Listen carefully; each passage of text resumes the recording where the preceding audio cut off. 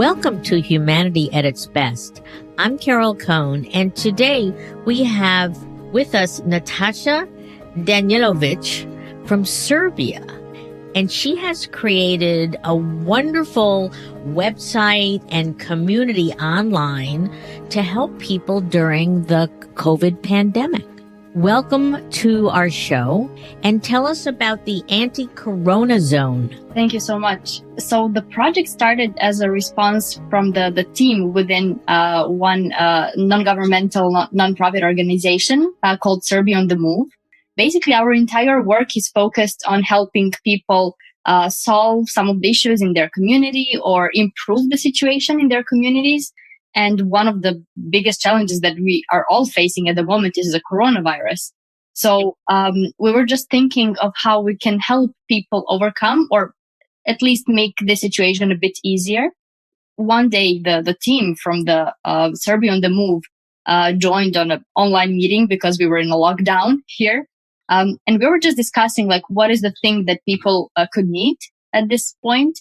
And one of the things that came up is the opportunity to connect with others and to still socialize despite the social distance concept and everything that is suggested these days. So we realized that if we cannot do it physically, we will try to do it virtually on a virtual platform and an online space for people to meet each other, to talk about things, to share experiences. And that's how the idea for the Anti-Corona Zone started. And of course, because all of us are mainly volunteering in the organization, we couldn't make the platform. None of us are web developers. So we contacted one young man from Serbia. He has a startup called Taraba.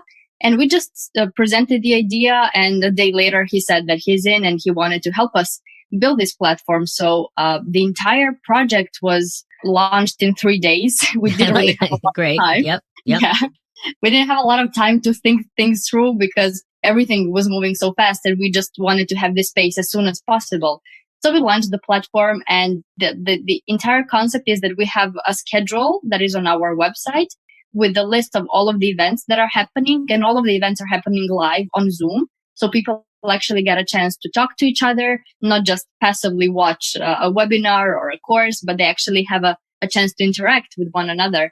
And so we just wanted to offer a lot of the content. We didn't want to focus on one thing specifically, but instead we provided content for kids, for pregnant women, for parents.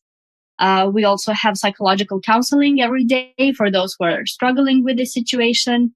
We just have online board games where we just join and then socialize. But we also have some educations and some other things. So we really wanted to provide content that a lot of people can access. And also we designed our platforms in a way that it is open for everybody to join and to also share their own content. So we've had a lot of people reach out and if they can organize things. So. And you've had over 100 events. What are the ones that seem to have a lot of attendance? One of them is dance class, actually.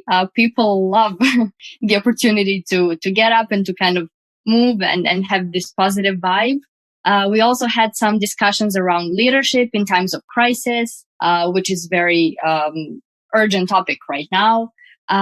We had a webinar that was directed towards the people, to small business owners here, and just strategies on how they can overcome this period. So they actually got to talk to each other. We've had some other, so the thing that I mentioned, the online board games is very popular as well. So it's very different. Yeah. Can you just share a story perhaps of one of the events or an individual that really stood out for you? I feel that we have so many already. That's another thing. So during this lockdown, we met so many new people, which is amazing. But I think one of the people that really stood out is one mom. She has a toddler, and she just joined one of our virtual parent coffees. And this was our first event, our first virtual coffee. So there was nobody else. It was just the people from the team. And she came and she was so enthusiastic about this. And she offered to organize her own event. And she held an Easter workshop for kids. And she basically became the member of the team. So she's been really enthusiastic and engaged. And she included her entire family, including all of the relatives, her husband, even her husband's grandmother.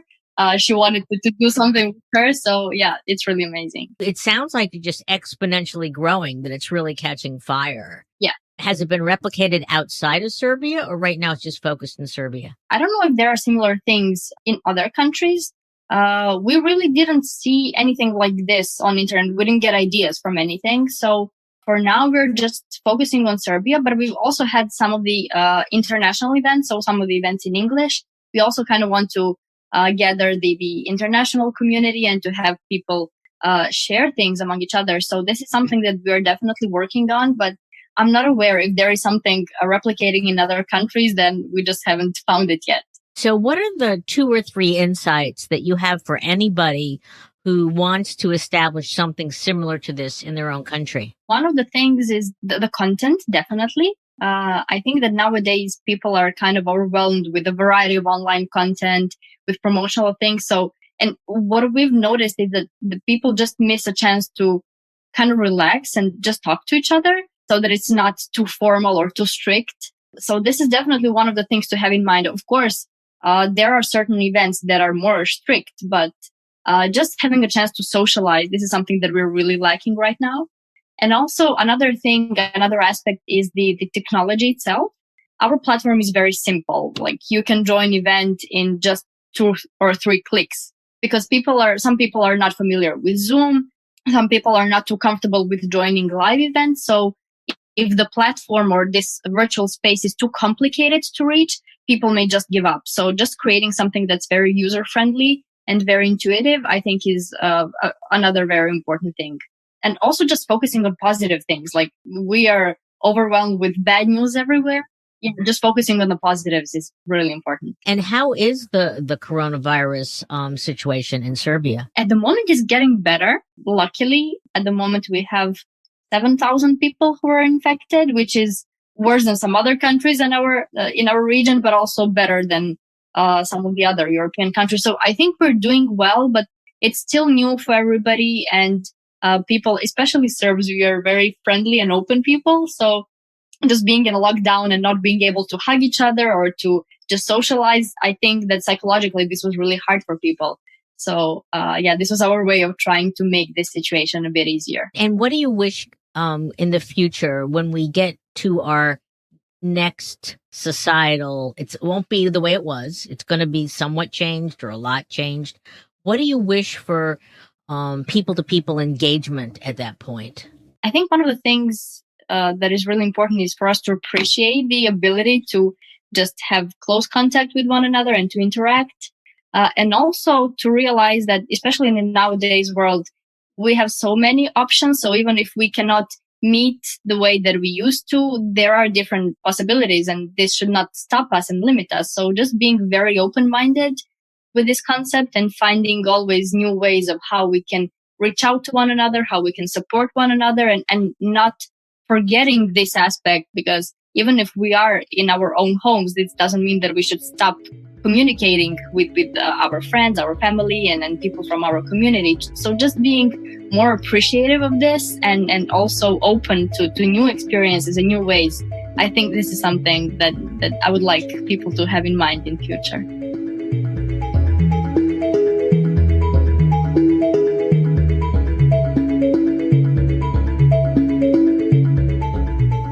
Bas Welling is a gentleman from Amsterdam. Welcome to the show, Bas. Good morning for you. Good afternoon here in Amsterdam.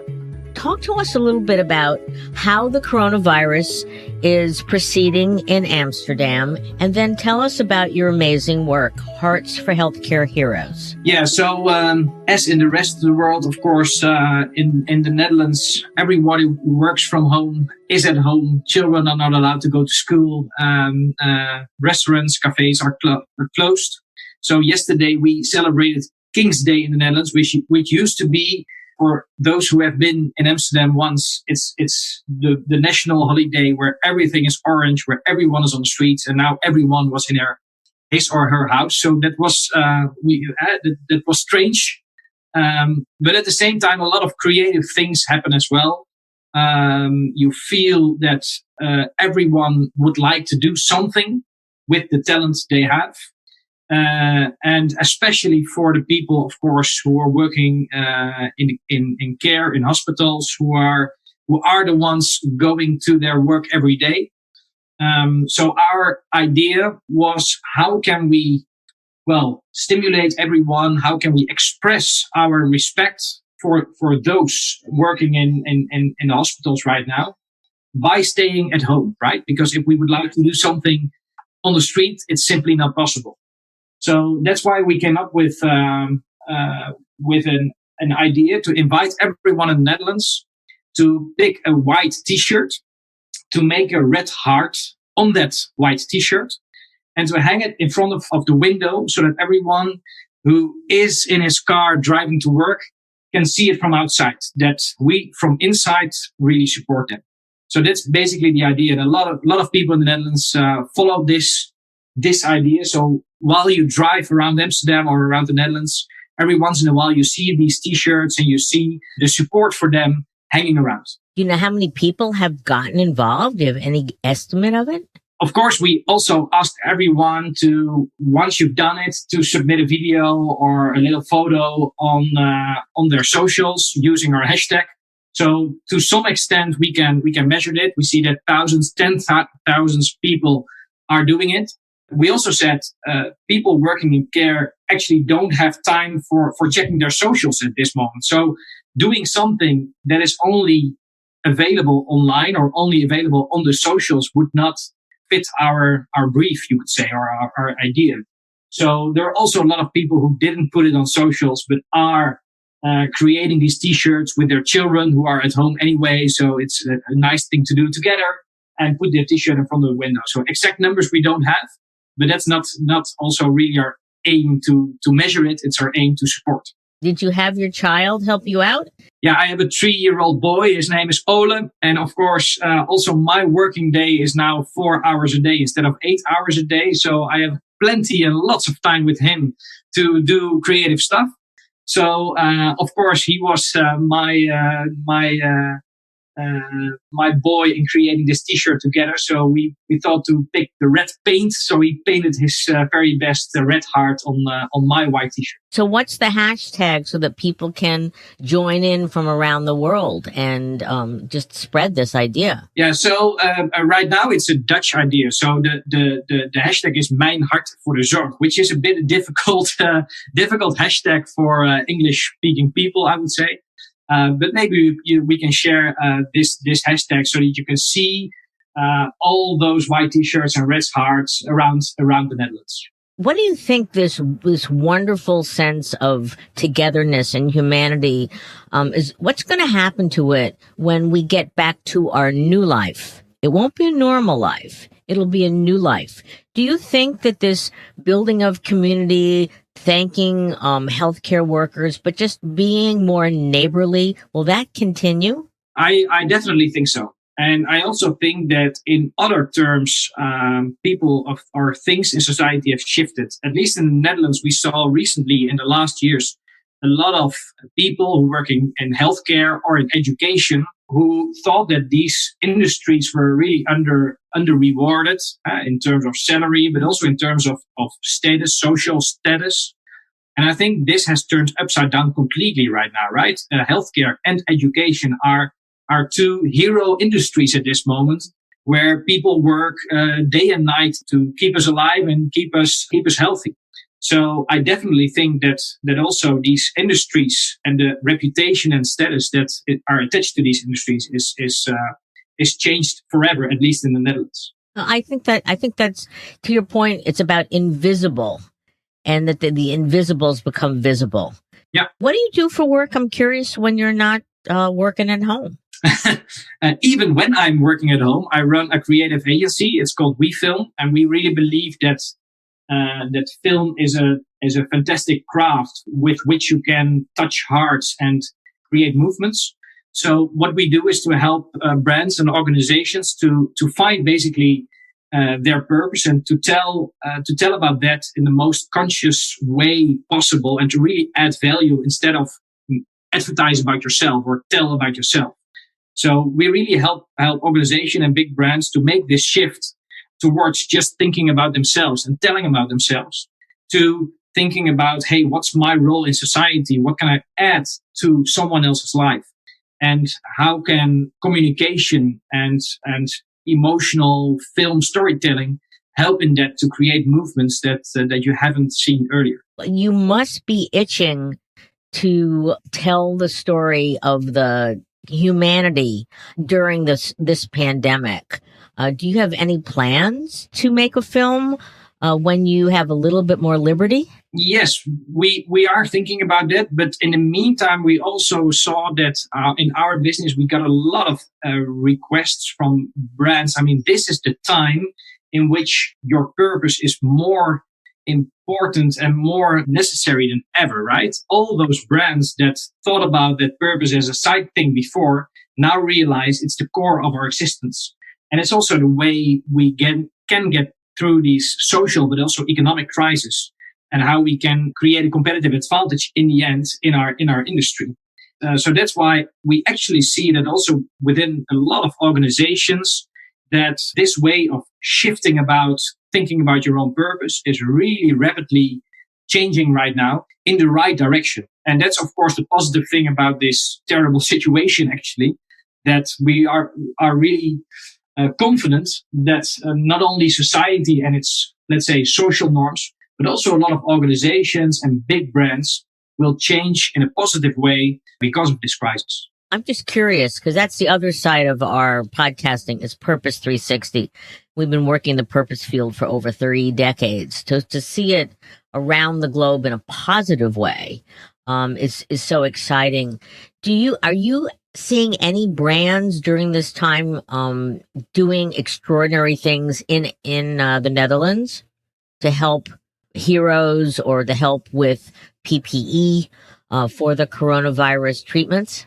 I see definitely a lot of companies who are really trying to contribute in a positive way. But what I most importantly see as a positive thing is that competitors are cooperating, right? Where we saw it from Google and Apple in the US, but also on a smaller scale here, we see that all the do-it-yourself stores are not making their own campaigns telling about themselves, but they are standing hand in hand, talking about their whole industry as a whole, communicating from one mouth, talking the same language, things that were not possible before these times. And also here, I think that this will not directly go away after this crisis. This creates some kind of cooperation within industries that we've never seen before. So, Bas, is there anything that you would like to share? You already have, but on top of just, purpose going from the periphery to the core, but any other insights for our listeners, whether they want to thank our healthcare heroes or those that are invisible, or any insights for people that want to learn about brands with a purpose? Maybe my last note would be about the power of creativity, because a lot of brands are, of course, exploring their purpose. Some of them are really good in that, and some of them really have to look after it. And if you have to look after it too long, I mean, apparently it's too hard to find it. But we really believe in combining this true added value, call it purpose, a sincere purpose, with the craft of creativity. And we have seen a lot of examples where creativity and craft at its fullest, for example, in film, but also in other domains, can really change the way you look at things, can create talk of the town topics. And that's where, for example, film is, that's where the whole thing of filmmaking is born for, right? To create mind-changing storytelling. And so film is not the perfect craft for just advertising. It's the perfect craft to tell important topics and to create movements. And so I really believe in this combination of the true purpose that really fits your organization and brand on the one side, but on the other side, bold and sincere creativity attached to it to win people's hearts.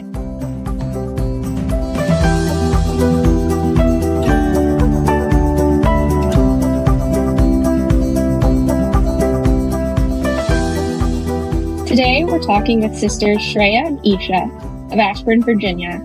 They started a nonprofit NEST4US, and their mission, while it has changed slightly with the coronavirus pandemic, has continued full force. So Shreya and Isha, tell us a little bit about NEST4US and tell us about what you're doing amid the pandemic. Hi, I'm Shreya Venkat. And I'm Isha Venkat. And we are the founders of NEST4US, a nonprofit organization that provides volunteer solutions to the community in order to make the world better through kindness.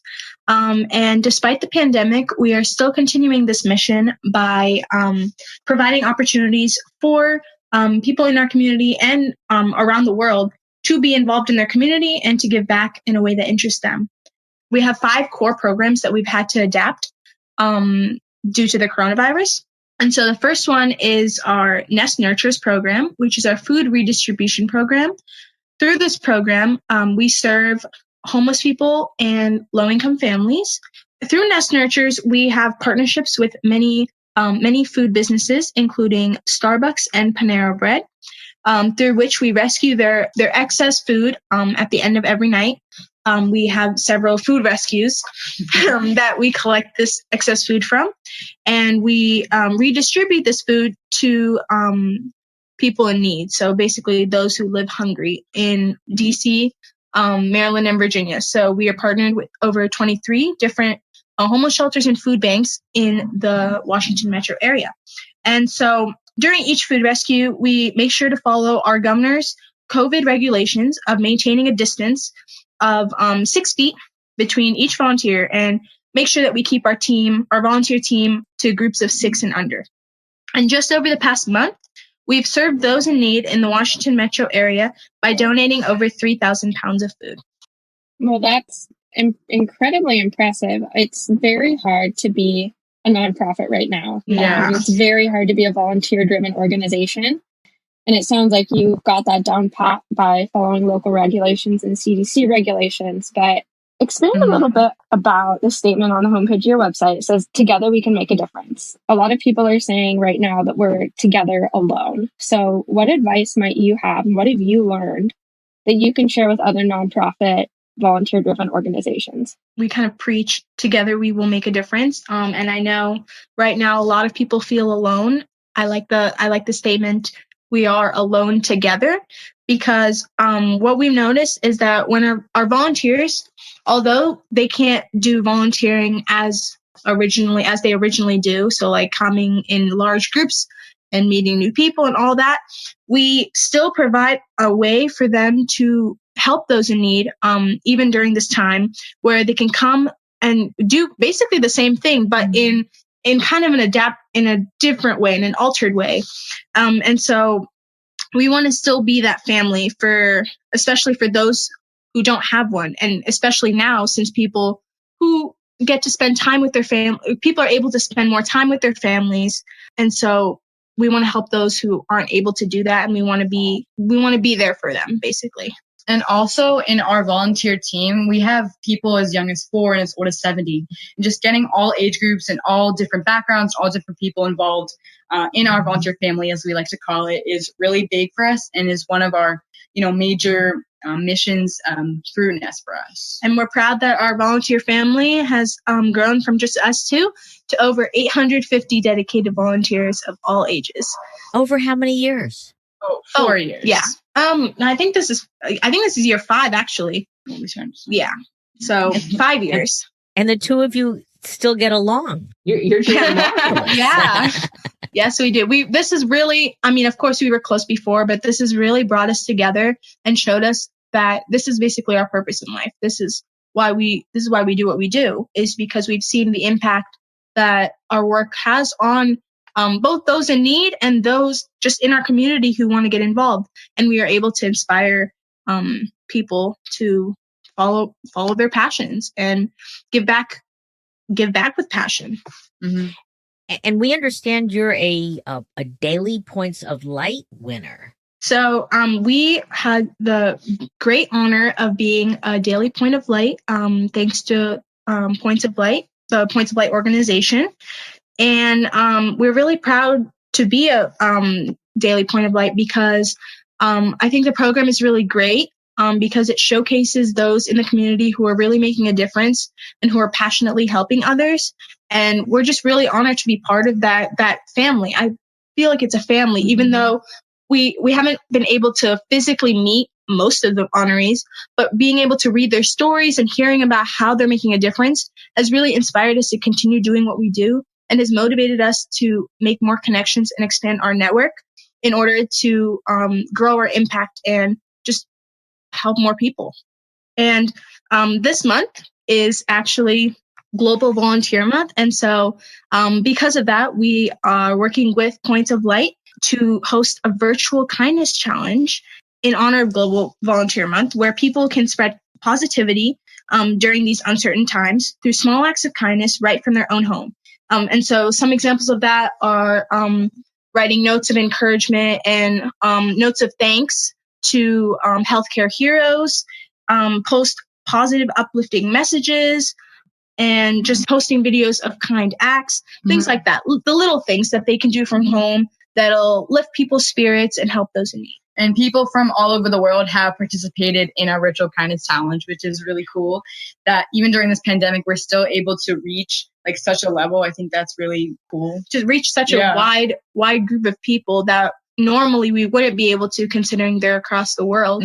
But now this pandemic has allowed us to virtually connect with a lot of people and spread our impact virtually, which is really awesome. Just spreading the positivity and kindness, especially in a time where that is really needed. So you have quite a few programs. You have Nest Buddies, Nest Cares.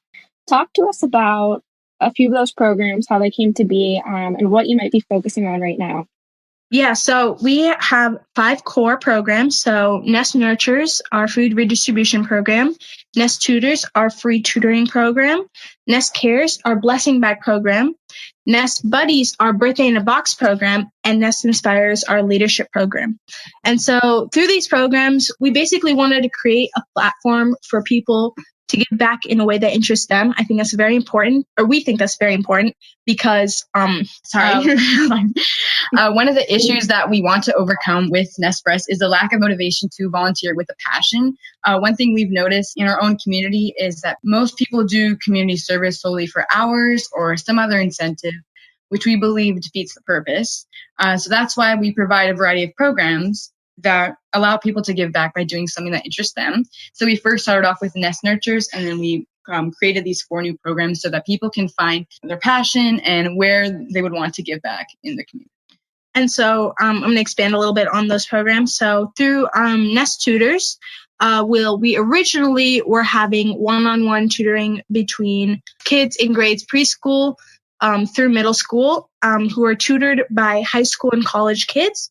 And so this was happening face-to-face, which provided a really good connection between the kids because we saw that the younger ones became more interested in learning, and the older kids were able to take on a leadership role and experience how it was like to teach the younger generation, which was really nice. But now, due to the pandemic, we are providing free virtual tutoring for kids in preschool, kindergarten, elementary, middle, and high school. And so the good thing about this is that we're able to reach more people around the nation and around the globe. We have students from the United States as well as from other nations. And so through various digital platforms like Zoom, Google Meets, FaceTime, Skype, we're able to arrange tutoring sessions between these kids. And so as of now, we have over 225 tutees and 100 tutors participating in this online tutoring program. And then through Nest Cares, which is our care package program, we're still assembling care packages filled with toiletries and non-perishable food items and distributing those packages to those in need in the Washington metro area, despite the whole outbreak. So during COVID, we've distributed over 1,000 blessing bags and care packages to those in need. This pandemic has kind of halted two of our programs temporarily. Our Nest Buddies program, we were giving birthdays in a box to underprivileged kids in our community. And so basically those boxes would have a little cake, a gift card, a toy, a handmade card, a birthday hat, little things. So it's like a little mini birthday in a box, basically. The reason we have this program is because we believe that every child deserves to celebrate their special day.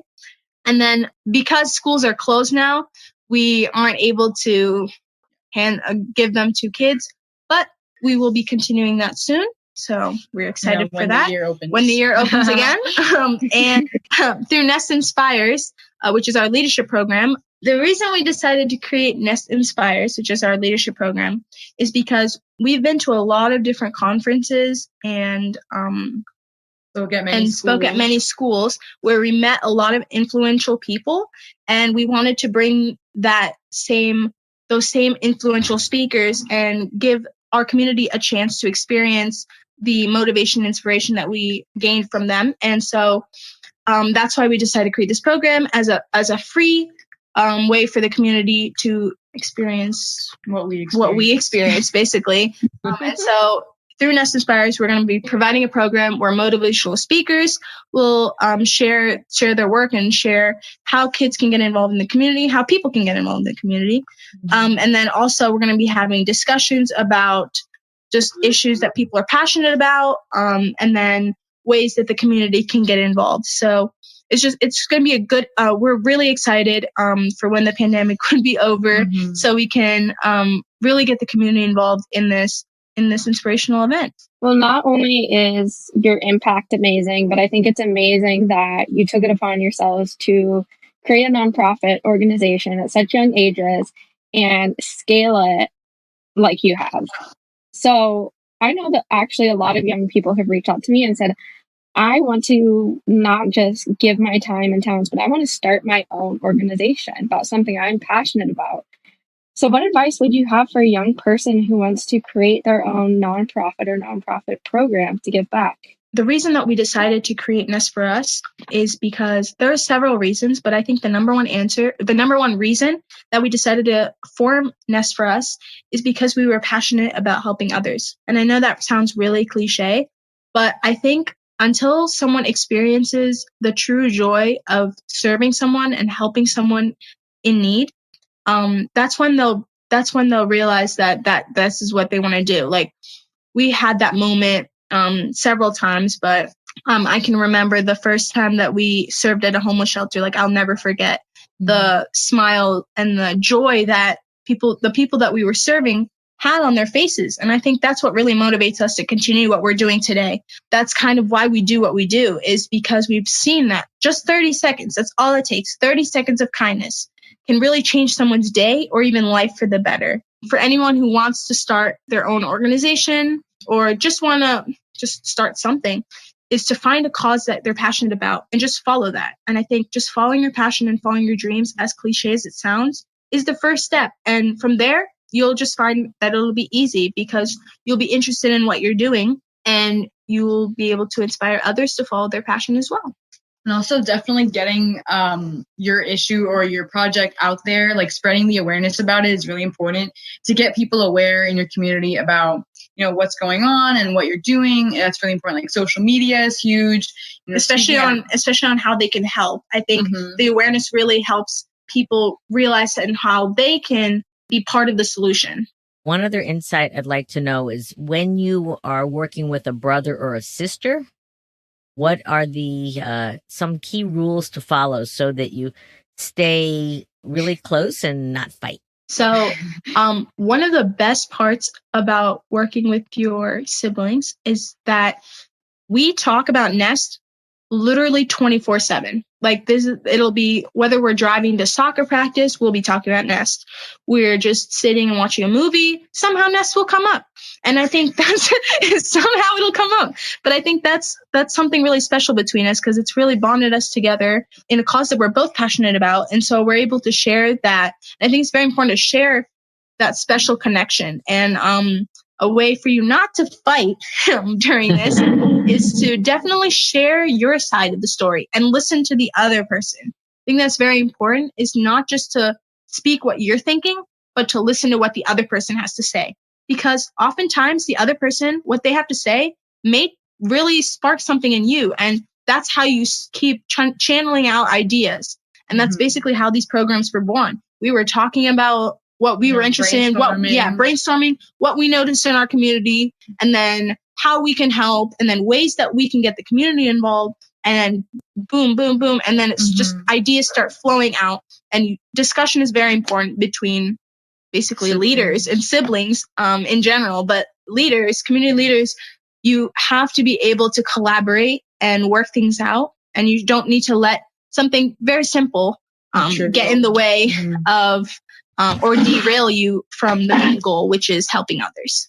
Well, I think what we've learned is that 30 seconds of kindness, can you imagine if everyone on Earth just practiced 30 seconds of kindness a day, what the world would be like?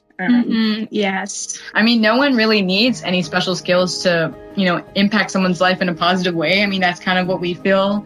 And a lot of people, doubted us in the beginning. They're like, oh, they're just kids. Like, how can they make a difference? But just showing our impact, I think that's what changed their mind, is showing that no matter how old you are, no matter how rich or poor you are, you can make a difference if you want to. It's just you need to take that first step and have that passion of really truly giving back to someone with your heart. And I think that's what we really want to inspire others to follow that same passion. And you're both doing wonderful work. So our listeners can support NEST4US and learn more about the organization at NEST4US.org. They can also learn more about Points of Light and the daily Points of Light at pointsoflight.org. So Shreya and Isha, thank you so much for your time today. Thank you for what you're doing, and I hope we'll stay in touch. Thank you. Thank you. Spread kindness, not the virus.